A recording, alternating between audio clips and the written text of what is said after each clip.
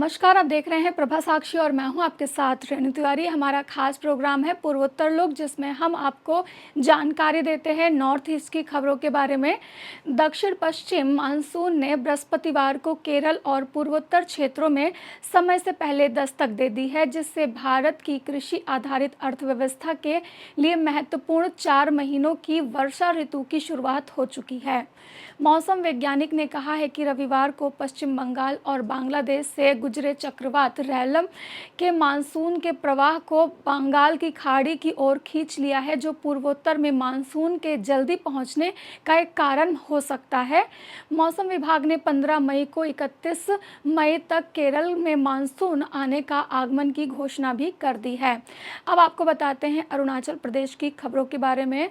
मौसम विभाग ने कहा है कि अरुणाचल प्रदेश में भारी बारिश से कई सारी चीज़ें प्रभावित हो रही हैं और साथ ही रेड अलर्ट भी बारिश को लेकर जारी कर दिया गया है। और मुख्यमंत्री पेमा खांडू ने मंगलवार को लोगों से एहतियात बरतने के और जोखिम वाले क्षेत्रों में नहीं जाने का भी अनुरोध किया है।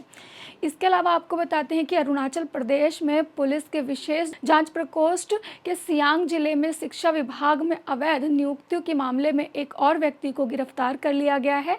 सियांग जिले के शिक्षा विभाग में प्राथमिक शिक्षकों और मल्टीटास्किंग स्टाफ की अवैध नियुक्ति के संबंध में एक रिपोर्ट के आधार पर पिछले साल 20 दिसंबर को विशेष जांच प्रकोष्ठ में मामला दर्ज किया गया था। अब आपको बताते हैं असम की खबरों के बारे में।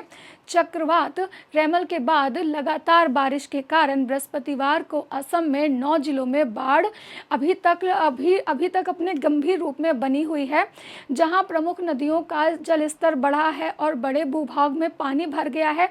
वहीं इस समय बहुत ज़्यादा परेशानी लोग झेल रहे हैं। राज्य में करीब 1.98 यानी कि लगभग 2 लाख लोग बारिश से प्रभावित हो चुके हैं। अधिकारियों ने इसकी जानकारी दी है। असम राज्य आपदा प्रबंधन प्राधिकरण के अधिकारियों ने बताया है कि नागांव, करीमगंज, हैलाकांडी, पश्चिम कार्बी, अलांगलोंग, कछार, जोई और गोलाघाट, दीमा हसाओ और कार्बी आंगलांग में लगभग 2 लाख लोग प्रभावित हो चुके हैं। इसके अलावा आपको बता दें कि असम और मेघालय की सीमा पर करीब 18 महीने पहले हुई हिंसा और मेघालय के 5 निवासियों और असम के एक वन रक्षक की मौत मामले में जांच एजेंसी ने यानी कि सीबीआई ने अपने हाथों में इसकी जांच ले ली है। गैर कानूनी तरीके से कटे हुए पेड़ों की लकड़ी से लदे हुए ट्रक को कथित तौर पर असम वन रक्षकों द्वारा रोके जाने के बाद दोनों राज्य की सीमा पर हिंसक झड़प हो गई थी।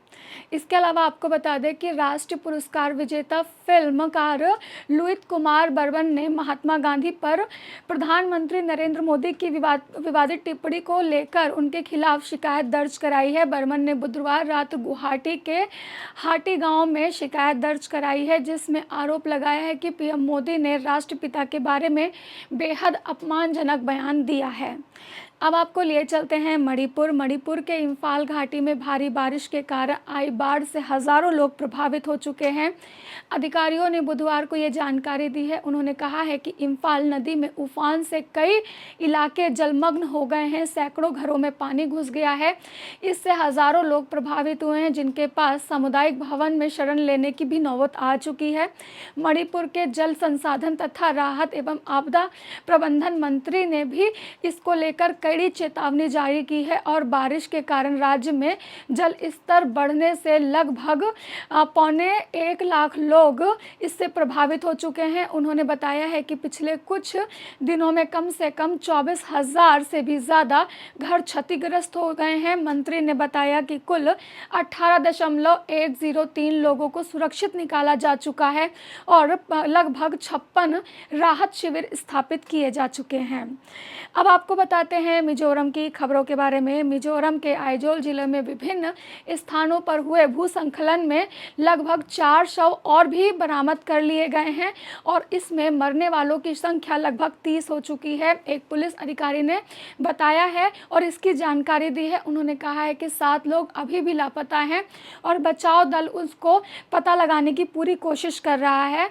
आपको बता दें कि चक्रवात रेमल के बाद भूस्खलन और लगातार बारिश के कारण विभिन्न स्थानों पर और मलबे के नीचे दबे हो सकने की वजह से कई सारी मौतें हो चुकी हैं। अब आपको लिए चलते हैं मेघालय की ओर।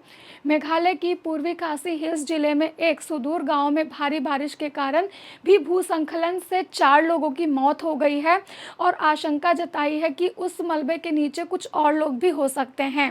मुख्यमंत्री कॉनराड के संगमा को यह जानकारी देते हुए काफ़ी उन्होंने दुख जताया है। तो ये थी कुछ नॉर्थ ईस्ट की खबरें। ऐसे ही लेटेस्ट अपडेट के लिए देश दुनिया की तमाम खबरों के लिए आप बने रहें प्रभा साक्षी के साथ। नमस्कार। अगर आप भी लेना चाहते हैं देश दुनिया की तमाम जानकारी तो आज ही सब्सक्राइब करें हमारे चैनल को।